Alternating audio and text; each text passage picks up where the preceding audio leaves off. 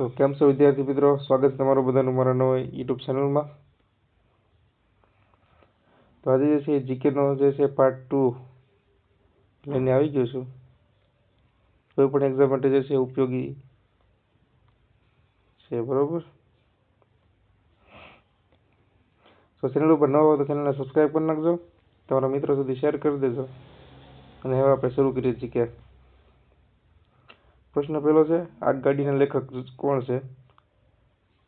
તો ચંદ્રવદન મહેતા। ત્યારબાદ છે માણસાઈના દીવાના લેખક, માણસાઈના દીવા લેખક કોણ છે? તે છે ઝવેરચંદ મેઘાણી। ત્યારબાદ સમૂળી ક્રાંતિના લેખક કોણ છે?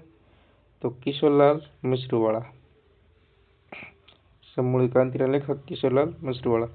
આ બધા પ્રશ્નો છે ને વન લાઇનર છે, બરોબર, અને આઈએમપી જેવા પ્રશ્નો છે, કોઈ પણ એક્ઝામ માટે ઉપયોગી છે। ત્યારબાદ છે કે મૂળભૂત ફરજ જે છે કયા દેશમાંથી લેવાય છે? તો રશિયામાંથી। અને મૂળભૂત અધિકારો જે છે એ અમેરિકામાંથી લેવામાં આવ્યા છે। અહીંયા યાદ રાખવાનું તમારે કે મૂળભૂત ફરજ અને અધિકારો, મૂળભૂત ફરજ અને મૂળભૂત અધિકારો।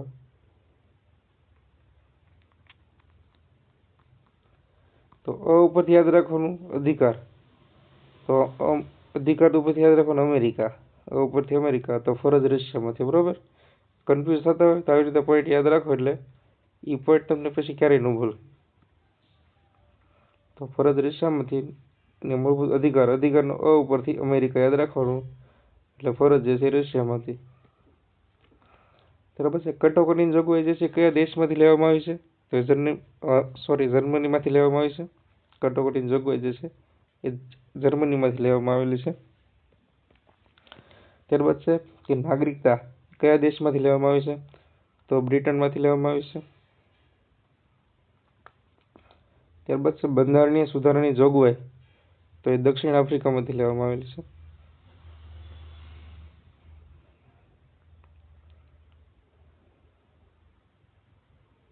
ત્યારબાદ છે કે લક્ષ્મી વિલાસ પેલેસ આ ક્યાં આવેલો છે?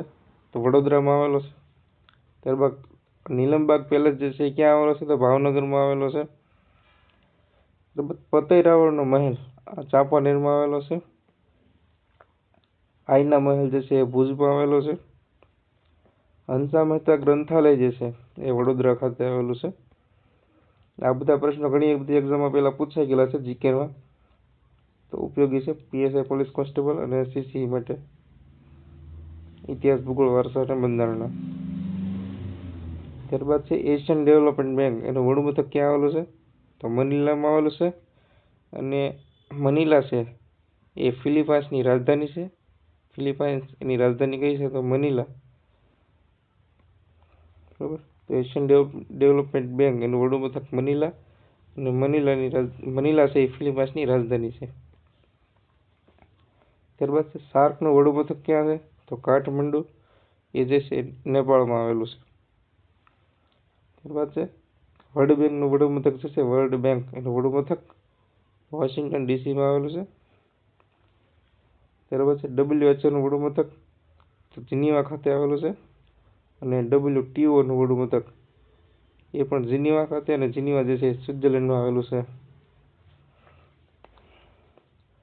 તો અહીંયા તમને પૂછાઈ શકે કે WHO એનું ફૂલ ફોર્મ, તો વર્લ્ડ હેલ્થ ઓર્ગેનાઇઝેશન, અને WTO એનું ફૂલ ફોર્મ જે છે વર્લ્ડ ટ્રેડ ઓર્ગેનાઇઝેશન, બરોબર।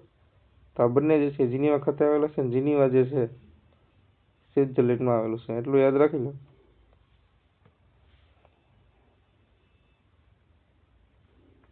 ત્યારબાદ છે ગુજરાતનું અશોક ઉપનામ કોનું છે? તો કુમારપાળનું, કુમારપાળ સોલંકી। જ્ઞાનનો વડલો ઉપનામ છે અખાનું છે। નિર્ભય પત્રકાર એ ઉપનામ જે છે એ નર્મદનું છે। પંડિત યુગના પરોધા અથવા તો પુરોધા એમ પણ હોય, તો એ છે ગોવર્ધનરામ ત્રિપાઠી। વિશ્વ શાંતિના કવિ તરીકે જે છે ઉમાશંકર જોશીને ઓળખવામાં આવે છે। ગુજરાતનું અકબર ઉપનામ છે મોહમ્મદ બેગડા। ત્યારબાદ છે છોટે સરદાર, એનું ઉપનામ છે ચંદુલાલ દેસાઈ, ચંદુલાલ દેસાઈ। અને સાક્ષાત સરસ્વતી જે છે એનું ઉપનામ છે શ્રીમદ રાજચંદ્ર. ત્યારબાદ છે આદિકવિ ઉપનામ કોનું છે? તો કે નરસિંહ મહેતાનું. અને સાબરમતીના સંત તરીકે કોણ ઓળખાય છે? તો ગાંધીજી.